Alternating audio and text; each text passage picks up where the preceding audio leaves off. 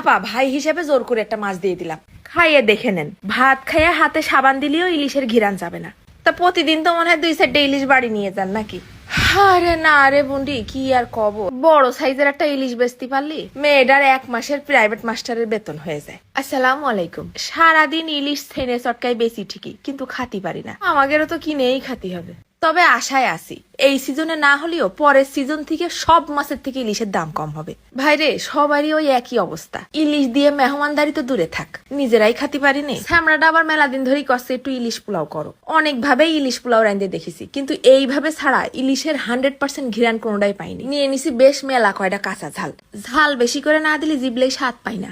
তারপর দিয়ে দিছি সামান্য একটুখানি আদা, 1 চা চামচের মতো হবে। এইবার দিচ্ছি প্রায় 1 মুঠ খানিক কাজু বাদাম, তোমরা চীনা বাদামও দিতে পারো। আরো দিয়ে দিলাম 1 মুঠ খানিক পেঁয়াজ কুচি। এইবার দিয়ে দিলাম 1 টেবিল চামচের মতন সরিষা। এইবার একটুখানি নুন আর পানি দিয়ে বেটে নেব। ইলিশ মাছের জন্য কিন্তু মশলা জ্ঞান থাকাটা খুব জরুরি, না হলে তুমি যত দাম দিয়ে যত ভালো মানের ইলিশই কেনো না কেন, ঘিরান নষ্ট হয়ে যাবে, স্বাদ পাবা না। ইলিশ মাছে কিন্তু ঘি, কেওড়া জল, রসুন, গরম মশলা, আবার কখনো কখনো জিরে, এই মশলাগুলো দিতে হয় না। বাইটে নিয়ে মশলাটা সুন্দর করে সেকে নিচ্ছি। খোসা ফেলে দিলে সর্ষের থেকে কোনো ঝাঁঝ ভাব আসবে না। বেশি পরিমাণ টক দই পড়ে গেলেও কিন্তু ইলিশের ঘিরান নষ্ট হয়ে যেতে পারে। আমি এখানে হাফ কেজি চাল নিছি, তাই প্রায় 2 টেবিল চামচের মতন টক দই দিয়ে দিলাম।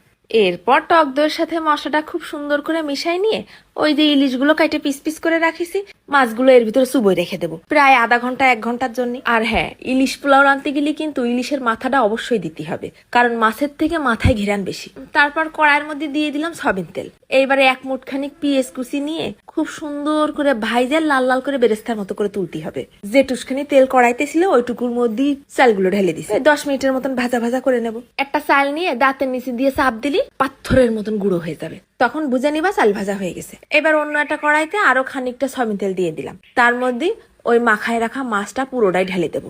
ঢেকে দিলাম কিছুক্ষণের জন্য, নেহতি থাক। ইলিশ সিদ্ধ হতে সময় লাগে না, ভাপেই তো সিদ্ধ হয়ে যায়।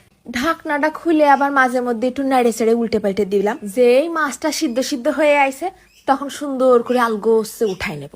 আর ওই মশলাটুক যেটুক আছে না, ওটুকুর ভিতরে খানিকটা চিনি ছেড়ে দিয়ে মশলাটা একেবারে নাড়ে চেড়ে ভুনা ভুনা করে নেবো, যেন তেল উঠা উঠা ভাব হয়ে যায়। দেখিছো কি ফাইন তেল ছেড়েতেছে।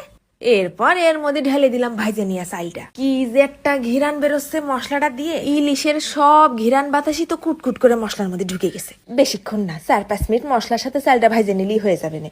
তারপর দিয়ে দিলাম চালের ডবল গরম পানি, ঢাকে দিলাম কিছুক্ষণ ফুটতে লাগুক। পানিটা যখন চালের গায়ে গায়ে উঠে আইছে তখন চাইখে দেখতে হবে নুন কটটুক লাগে। তারপর আর একটুখানি নুন দিয়ে দিলাম। এক ফাঁকে আবার দিয়ে দিব অর্ধেকটা ভাজা পেঁয়াজ আর বেশ কয়টা আস্ত কাঁচা ঝাল। নাড়তি